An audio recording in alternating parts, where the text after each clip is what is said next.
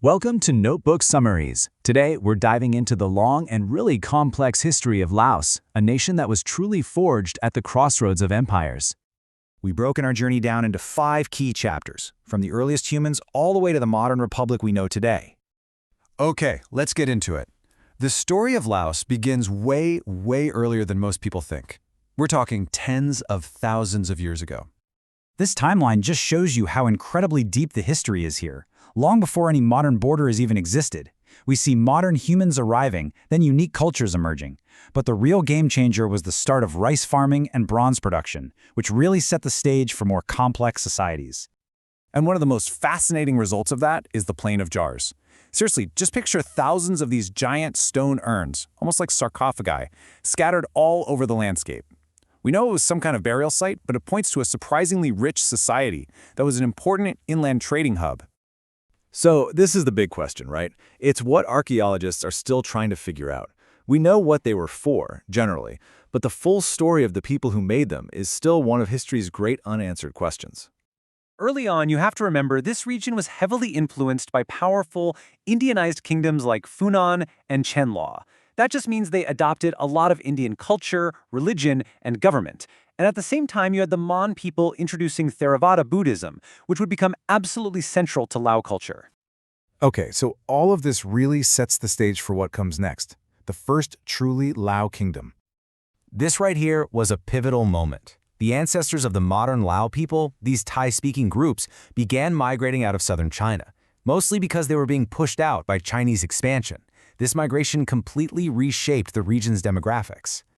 So, in 1353, these different groups were finally united, and they formed the Great Kingdom of Lan Xang.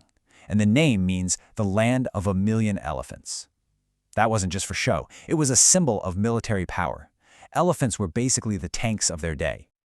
And this quote really illustrates the peak of Lan Xang's power.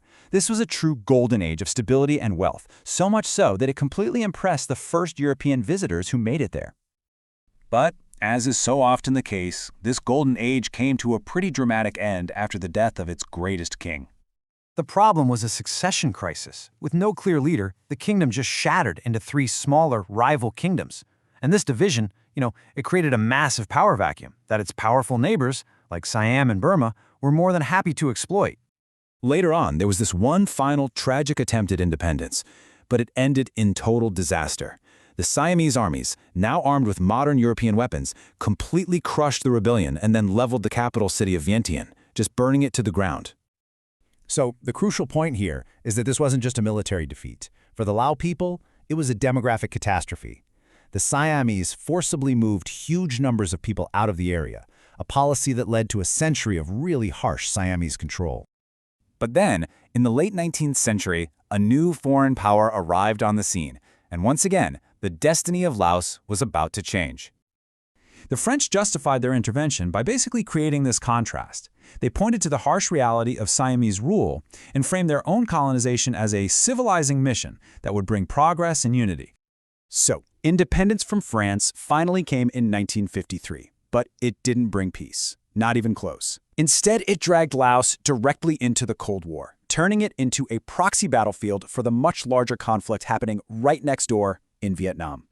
And the scale of what happened next is, well, it's almost unimaginable. Laos earned this horrifying distinction. More bombs were dropped on this small country than on all of Europe during World War II. So why? Why was Laos bombed so heavily? Well, it was because the famous Ho Chi Minh Trail, the main supply line for North Vietnam, ran right through eastern Laos. And at the same time, the U.S. was running a massive covert operation there, a secret war, backing the royal government. So this supposedly neutral country became a secret and incredibly brutal battlefield. Let's move on to the final chapter, which begins right as that devastating war is coming to an end. So with the American-backed governments in Vietnam and Cambodia collapsing, the Royal Lao government was completely isolated. Its support just vanished. The communist Pathet Lao seized power, and just like that, the 600-year-old monarchy was gone. The new government's policies kicked off a massive refugee crisis. We're talking about roughly 10% of the entire population fleeing the country. It was a staggering exodus. After decades of being pretty isolated and really dependent on Soviet aid, Laos eventually had to adapt. So while it's still a single-party communist state, it has slowly started to open its economy up to the rest of the world.